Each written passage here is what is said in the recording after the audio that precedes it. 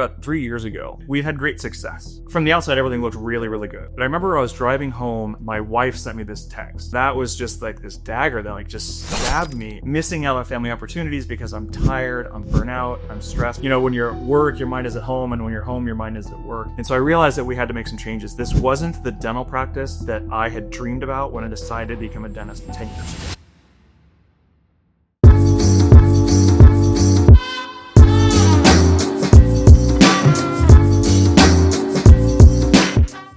I am excited to bring on one of our first returning guests to the Dental Practice Launch podcast, Dr.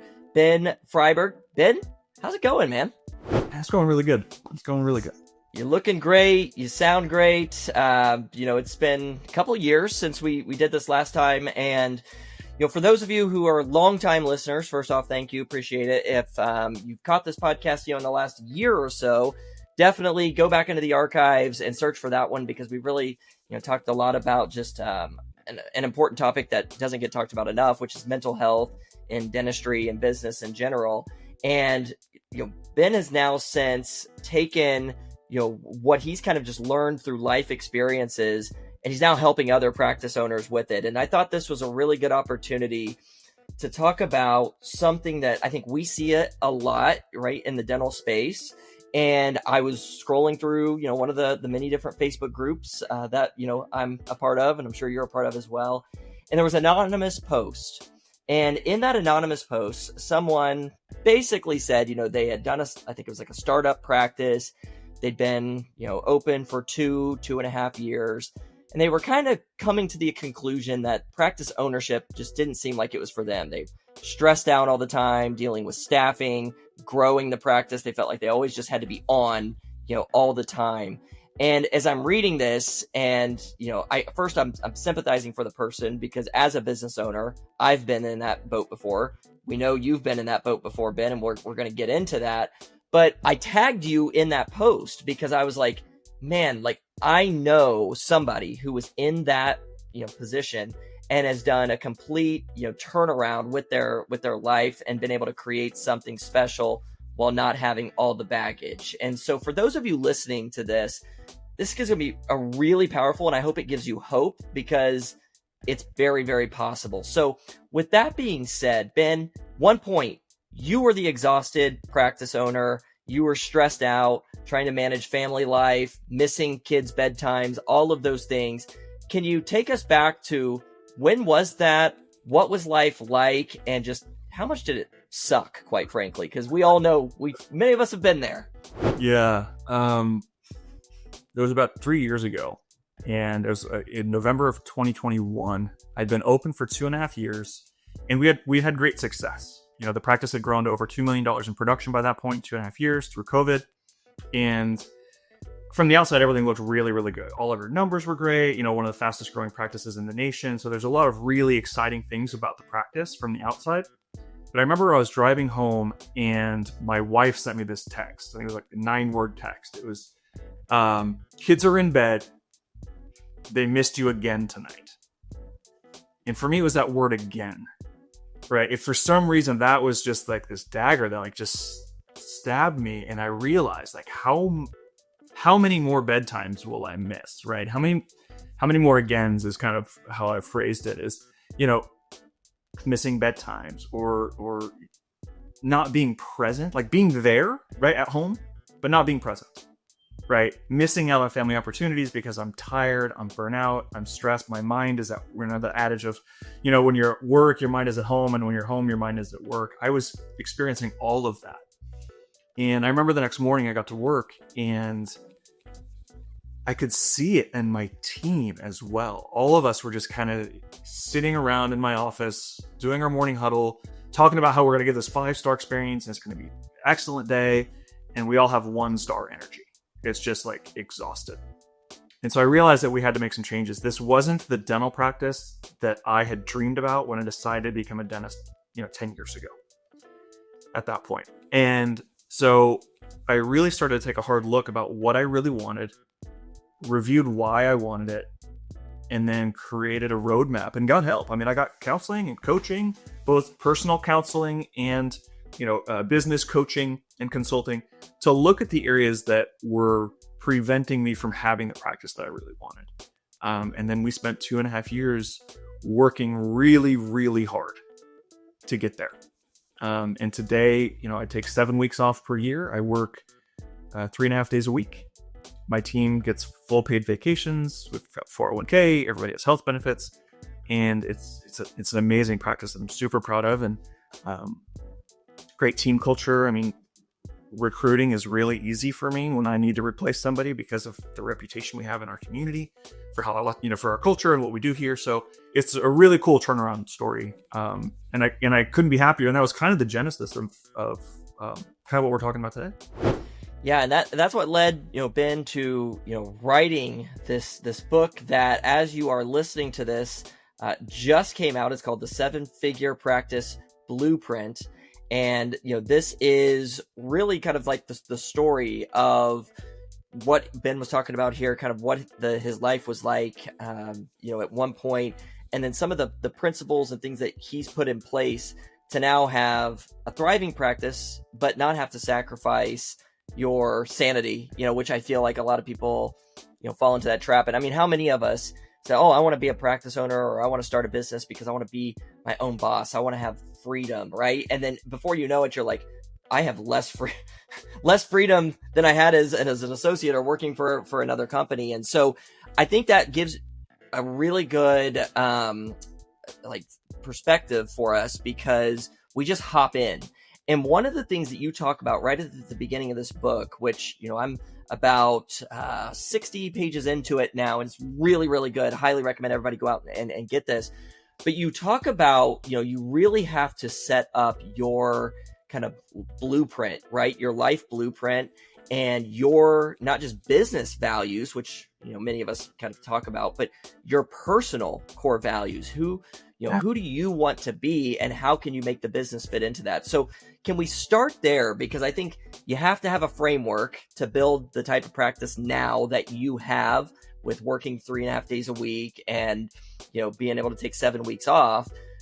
When did that shift come in, and what was the exercise that you put in place to say, this is who I want to be, and how do you take action on that to make sure that, the business builds around it? Yeah, I remember one of the first kind of really important things, and I learned this probably 25 years ago, when I read 7 Habits of Highly Effective People when I was in business school. And one of the exercises in that book is a eulogy, is writing what you would want people to say about you at your funeral, right? And that gives you some clarity of the life that you actually value. What do you really want out of your life? Your personal life, your relationships with your family, the legacy that you want to leave, the impact that you want to make in the world. And you have to be super clear on that. And once you get that clear vision of what you want out of your life, then you can really start to define what your business should be. Because this business is a reflection of you, and the sole purpose of your practice is to support the life that you want, right? And if it's not doing that, then you're out of alignment, and it's going to be a lot harder to, one, reach your personal life goals, right? But also to get your practice moving for you. And so spending that time to really clarify who you are and what you want out of your life, what those next years are going to look like, what the next decades, what your retirement. Then we can use standard business principles in a lot of cases and apply them with great focus and intensity to create the practice to build the life that you want. But you have to know what the life you want is, right? We've had a roadmap since we were in high school of what it became, what it would take to become a dentist. We had to give your grades. We had to volunteer. We had to be in leadership positions. Then we get into a good college, et cetera, right? Lather, rinse, repeat all the way through dental school, and then residency. And then, hey, congratulations, you've got your dental license and you're a dentist. So you get your associate position, and then what do? Oh, you build or buy a practice. But then what, right? We've had this drive and this goal to get to practice ownership. But we've never stopped to refocus on why, right? We lose sight of that a lot of times because of all of the hoops that we've had to jump through. Everybody along the way telling us, do this, do this, do this, and you'll be successful. And now that you own the practice, you are the one that has to stop and define successful, right? For your life, not for your practice. Your practice is only successful when your life is on the track that you truly want. So that's kind of the first, that's the first entire, 3 chapters of the book, is going through the process of understanding what you want from life, what your vision and your mission, your core values on a personal level are, and then talking about how you start thinking about your business to fulfill that life. Yeah, and that when if those who pick this book up and read it, which again, I highly suggest it for anybody, because like I said, even me as a business owner, but not a dentist, could totally relate and actually going through these exercises. But when Ben talks about, the blueprint and the core values and running through these exercises, actually do them, because I'm one of those people, guilty as charged. I'm reading a book and it's like, okay, do this exercise, at the end of the chapter, I just skip on past the exercise, right? I'm like, oh, I picked up enough.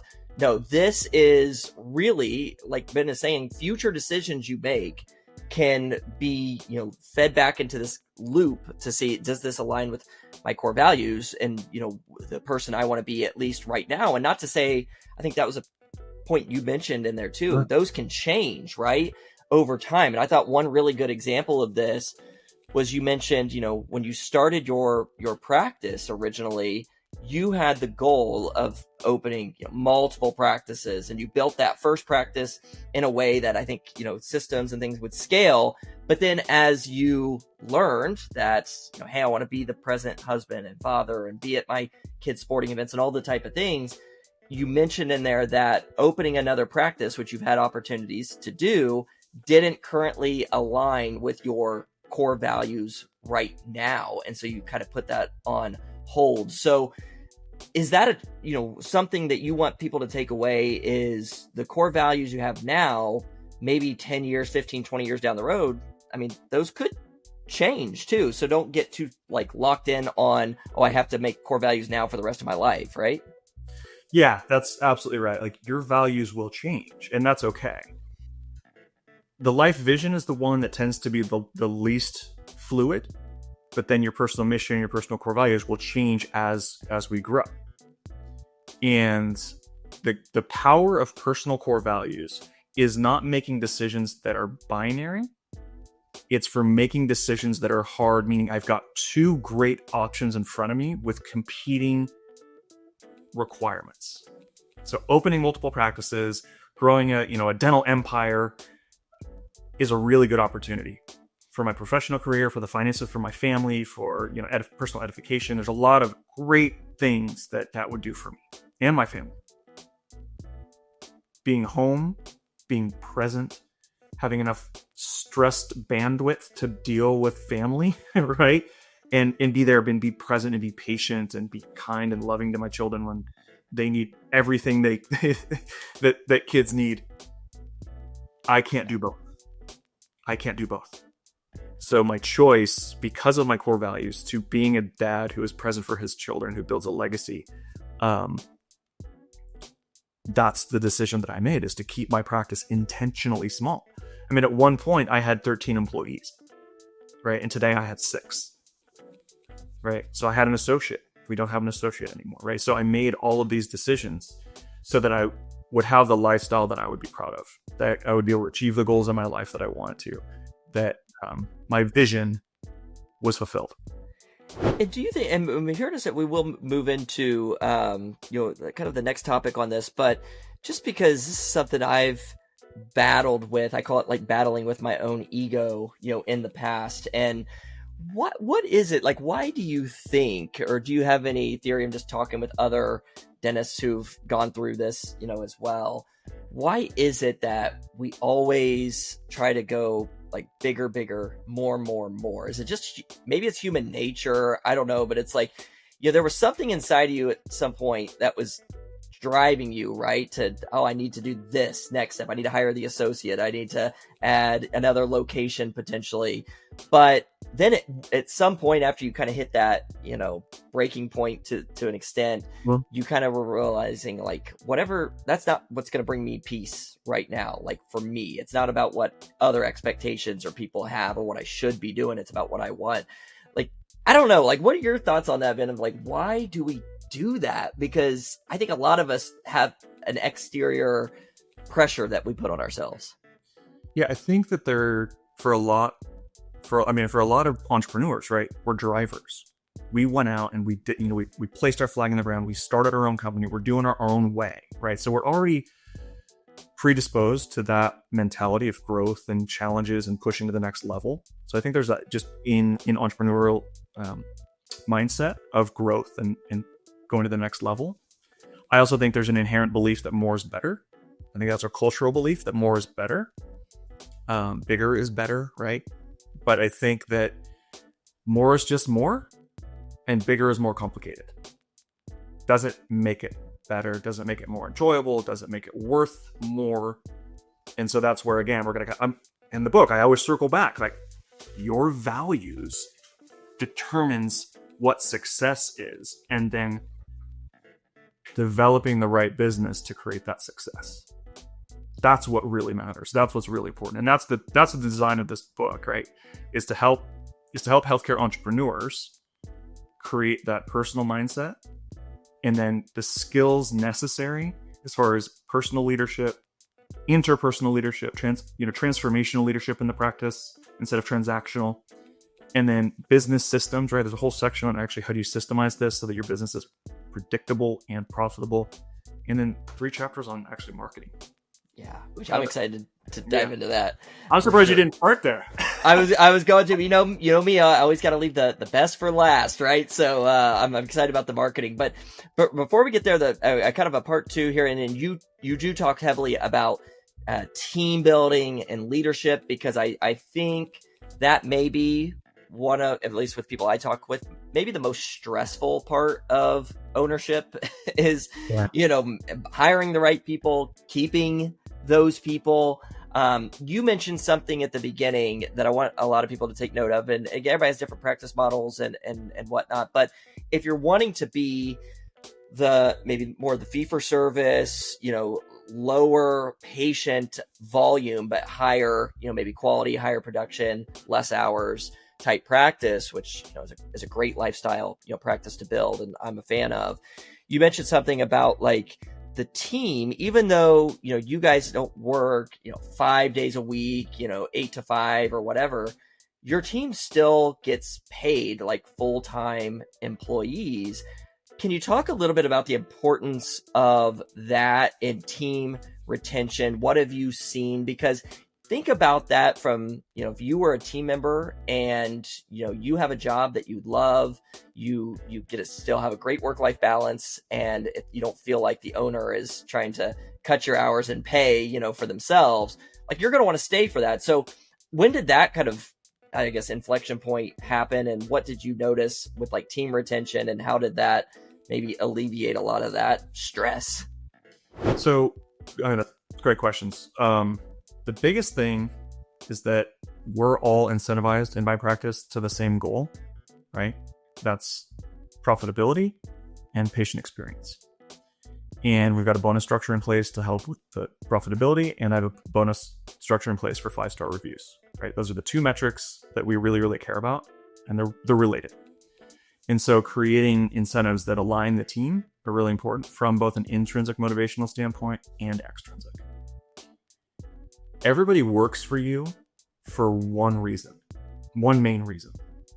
And it's the leader's job to figure that out, right? Because it's different for everybody, right? Because Susie might be saving up for Disney every year. She's just Disney, and all she wants to do is Disney. Great. Okay, let's figure out how we get you to Disney as much as possible. And convince them that in your practice is the best place for them to hit that goal, right? And you need to do that for everybody. And you need to be speaking that language to them. And that's going to give huge job fulfillment for them. It's going to give them great confidence. It's going to give them great comfort. And it's going to get you great performance. From a cost perspective, dentists and entrepreneurs, this is not dental specific, tend to think that their labor is a cost. It is not a cost line item, it is an investment.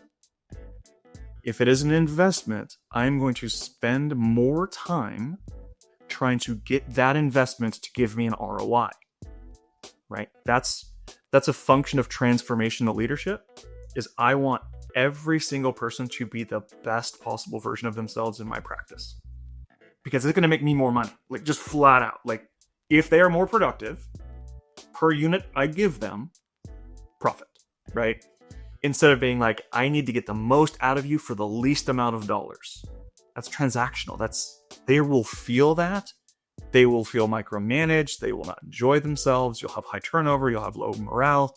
Company culture will suffer. But if I believe that I'm investing financially in this person and then personally in this person, that's when you really have the transformation in culture, in productivity, in profit, in 5-star reviews. Like that's the mindset that we need to have. So it is an investment. Mm-hmm. So if I still pay you, if I'm still able to get full-time production in my practice, which I do, right? So we've gone down from 34 hours down to 27 over the last 2 years. So I've cut out an entire day's worth of production time. We still are producing and collecting more now than we did 3 years ago. Because my team understands. We get paid and incentivized by how much we produce and collect, not by how many hours we're in the practice. So I tell them, hey guys, if we can continue this trajectory, next year we're going to shave off 2 more hours. We got to figure out how to get my schedule tighter. We got to figure out how to get my dollars per hour collection higher.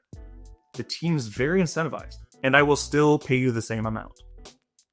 Right? So work harder in the practice so you don't have to work as much in the practice.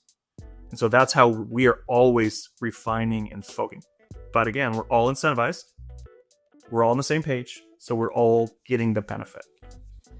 That is it's a total mindset change, and really how we're all, brought up. And this is a long debate for, future episode, but it's like, that the education system, from elementary school, middle school, high school, if you really think about it, it's based on kind of like the Industrial Revolution times, right? Assembly line work. And we're kind of like, we were taught in that kind of robotic sphere. And like you said too, like hours, right? Number of hours, you expect to work this to get this in return.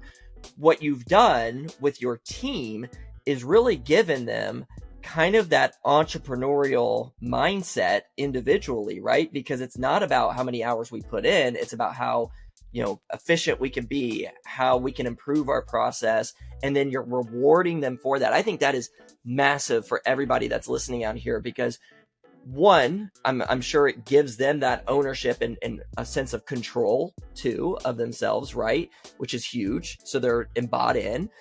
I mean, also, of course, it's like, who's going to want to work, everybody's going to want to work less hours and make the same amount or more potentially, right? So there's that incentive there that most places don't. So I think in a world where we're in a very competitive space, everybody's looking for hygienists, everybody's looking for assistants and all of this, that is a way right there where you can put yourself in like the top 1% of employers by shifting that mindset. Did it take a lot of time? Did you like sit down with the team and kind of explain this road map that you were going on? Because I'm sure maybe they didn't understand maybe quite first, or maybe were a little intimidated. Like, did it take time?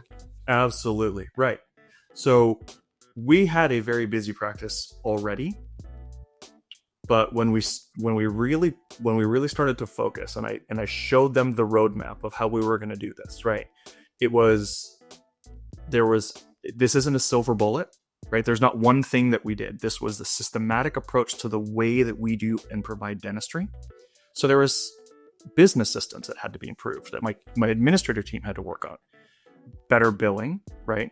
Better collections, better insurance relationships, or removing insurance relationships that were profitable. Increases in fees that were reflective of the experience that our patients were getting here. I had to get better. I had to get a lot better. So I took think close to $100,000 in CE over the last 3 years, so that I could provide the level of dentistry necessary to be able to increase my collection per hour, right? And we talk about this in the book of like, what are the most important key performance indicators? This is a big one, right? Is how many dollars per hour is the practice producing collections? That goes up, you don't have to work as many hours. If you got $500 per hour as your Zach API, and you get it to 2,000, holy cow, you could work 25% of the time and make the same, and you would make more money because you wouldn't be in the office as much. Your overhead would go down, right? So there's a lot of stuff that we did, but it took constant communication, constant check-ins, reassurance, and then little wins. Hey, did you guys see that these 3 things happened over the last month because of the changes that you guys have done? That's amazing. This is where we're going. Here's the proof that we're on the right track. And that continued march got us to where we're at today. That's awesome. Yeah, and that's a perfect segue into this kind of like final piece here that we're going to talk about, and that's in the book, and that's the marketing, because just like you had mentioned, the avoiding kind of the silver bullet syndrome, which I really like, because as a society we want it now, right? We're not very good at delaying gratification at times, and so I see it all the time. And two, where people want, this magic silver bullet, they want to just throw a bunch of money at this and in a short amount of time see transformation. And it just doesn't work that way. Or if it does, it's very short lived, I feel like, and isn't going to, be long-term a great strategy. So that's where one of the things I'm sure you had to shift to as you're investing in the team and you're investing in your CE to be able to increase your, number of the production dollars per hour. That shifts into the marketing, because one of the key things, we always talk about at Crimson Media is we want to know, a couple of different key stats on our end. One, what does it cost us to acquire a new patient? That's really important. And the other thing we need to know is, what is the average production we get from that new patient in a 12-month period, right?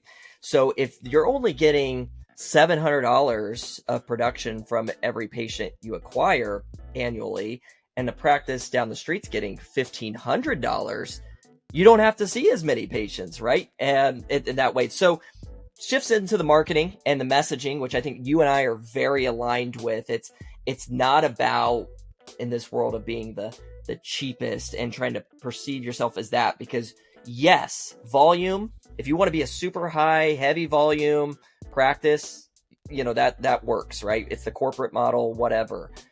You took the different path as this, transformation happened, and you were going over, quality marketing over quantity. What were some of the key things that changed in your marketing to align with this new vision for the practice that you had? That's a great question. I think the biggest thing first was that I knew what I wanted and where we were going. Right? That was when I had clarity of who my practice was and what we were trying to accomplish and who we were trying to reach.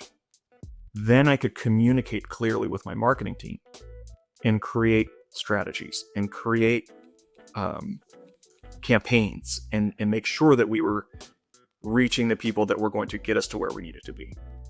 Because if you've got bland, generic, just get me new patient marketing, you're going to get bland, generic patients that don't have high value, right? So we differentiated. We have things that we do in our practice that nobody else does. The level of service, the level of care, the level of compassion, all of these things that we do have helped differentiate us. And once that differentiation is established, then you can communicate it, and your marketing messaging is so much more effective. If you're just another dentist wearing loops and a white coat, you're just another dentist.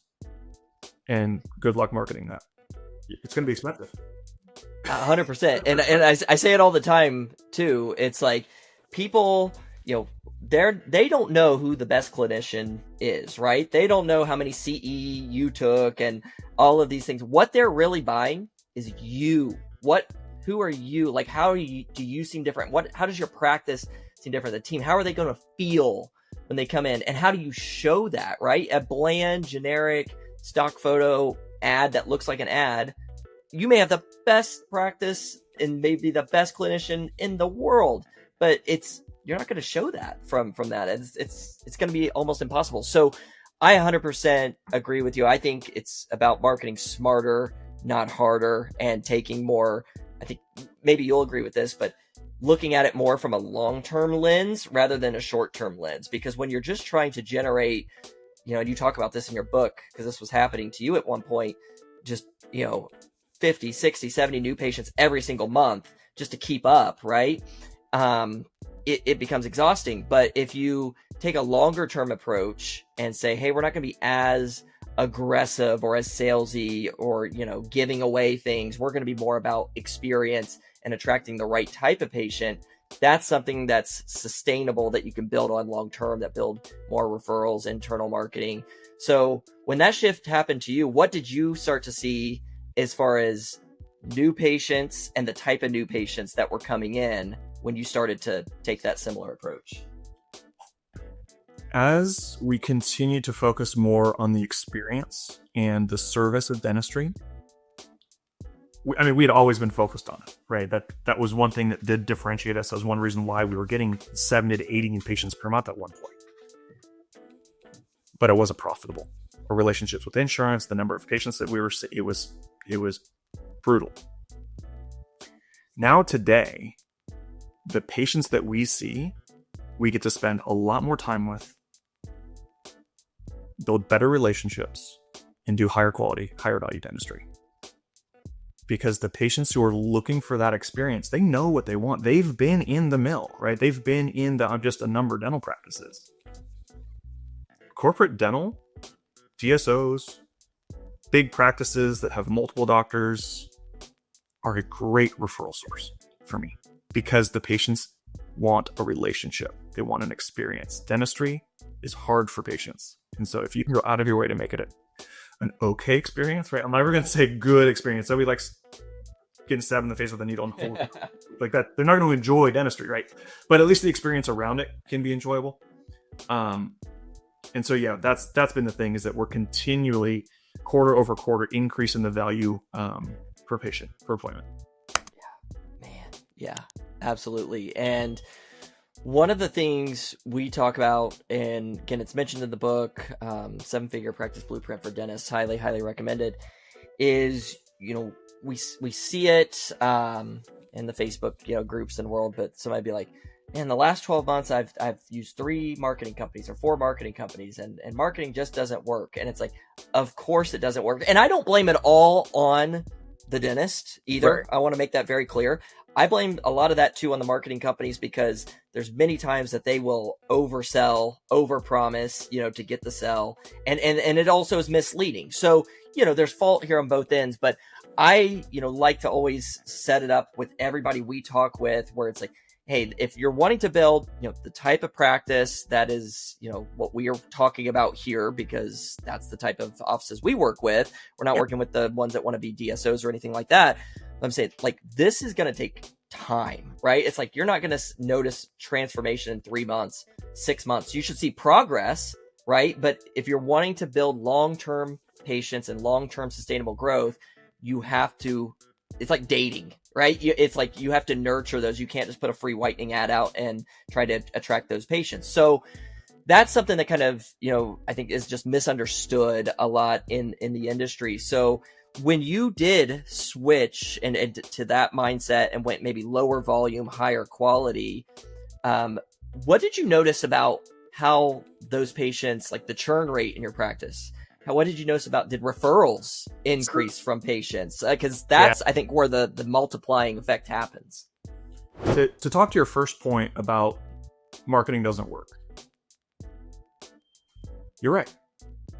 Some marketing doesn't work. Some marketing does work. Just as a thought experiment, spend a day watching all the ads that you're presented with all day long, and you're gonna miss most of them. You're not gonna even see some of them, right? Some of them are just bad, and you're like, that sucks. I don't like that product more now, right?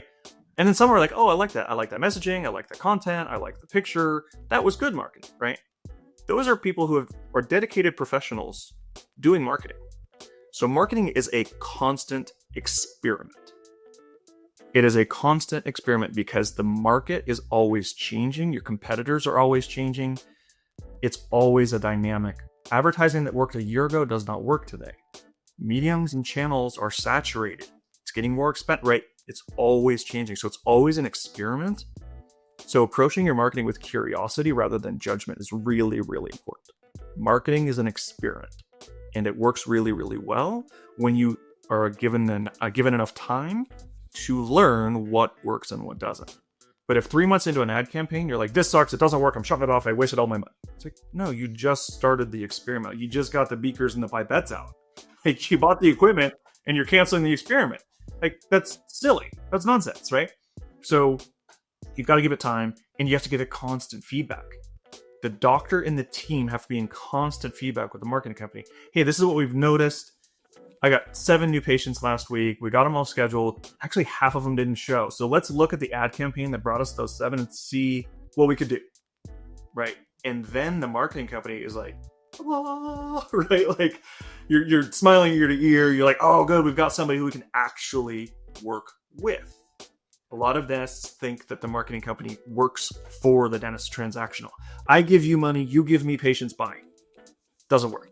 Doesn't work. It's too dynamic. It's an experiment. I give you money to put a message out, and then we need to craft and curate the right messaging, the right imaging, so that we can get the right patients. But you, as marketers, don't get that data enough. Yeah. And so when I hear I went through 3 marketing companies in the same year, I'm like, that's a you problem. Yeah. So absolutely. And then, to that point, when you shift the message and it's, talked about, in the book, as far as the different, sides of this, as far as being authentic and how you can, separate yourself from every other, dental practice that's out there and, marketing themselves. And it's honestly like, it seems difficult, but it's not. It's actually really easy to stand out and be different, because you just got to be yourself. I mean, it sounds funny, but that's really what it comes down to, and not be afraid to put that out there and not have to put this, pretend dentist, professional face on. It's like, nobody really wants to see that. But when you start doing that, to the second point there, the new patients that you generate from high quality marketing is going to result in them not only being patients for the long term, which is of course what you want, but referring more patients than the person who's just coming in for the Groupon type deal.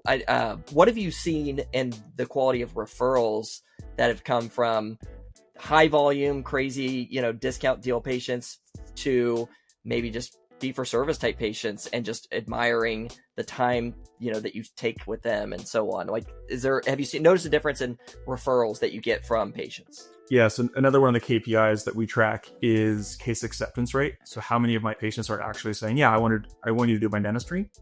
Dental Intel has actually come to our practice a couple times to do podcasts because of how high our case acceptance rate is. And that's a reflection of the trust that's developed with our patients.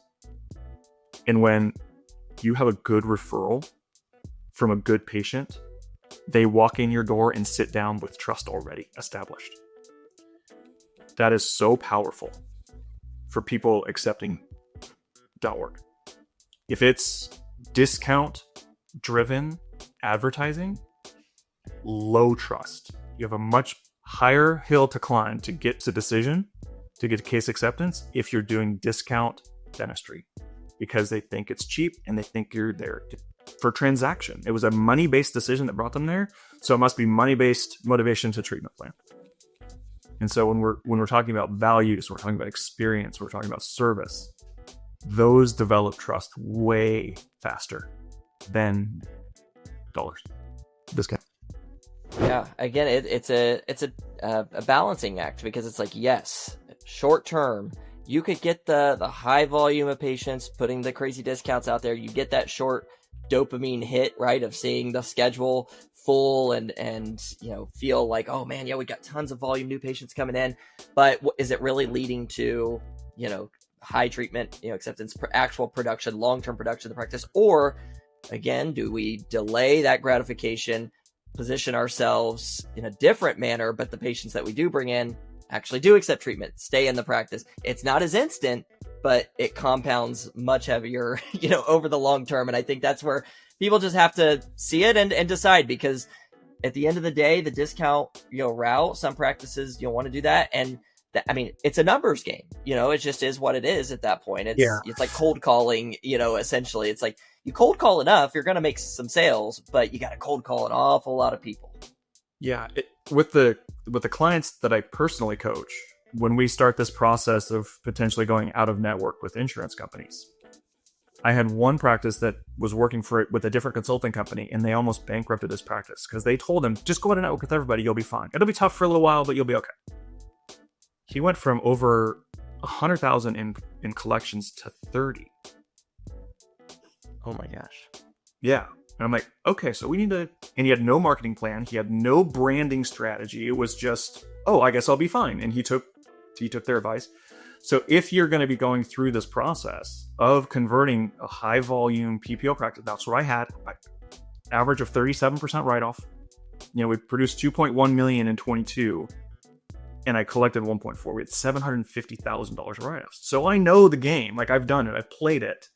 And there's a better way. And I coach my clients on, okay, how do we strategically do this where we're actually increasing profit every month as we're offsetting production, right? That's decreased production, increased collections, increased profit, right? And there's a very systematic way of doing this, smart and slow, to retain patients, to go fee for service, to grow to the point where, again, we're at 27 hours a week. Hopefully we'll get to 26, right?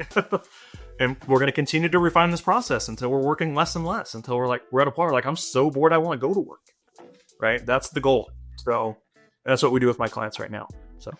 Well, that's, a perfect segue here. And, we, Ben and I, we could block the whole afternoon off and talk all about this, but for the sake of time, first off, just congrats, on everything. Cause again, we've, just, known you for a couple of years now and just kind of seen it just from a kind of a distance, but the evolution that's happened. And it's really been, inspirational, quite frankly, to see that. And, I know you're, just a man of faith, as myself too. And it's just cool to kind of see, someone, proud, follower of Christ and, be able to achieve these goals and put it out there and help others and be, a resource of service, because sometimes in dentistry too, I feel like, we get siloed and, keep things to ourselves that, that could help others in our community. So it's been really cool to see. So the 7-Figure Practice Blueprint book, or 7-Figure Practice Blueprint for Dentists, the book is now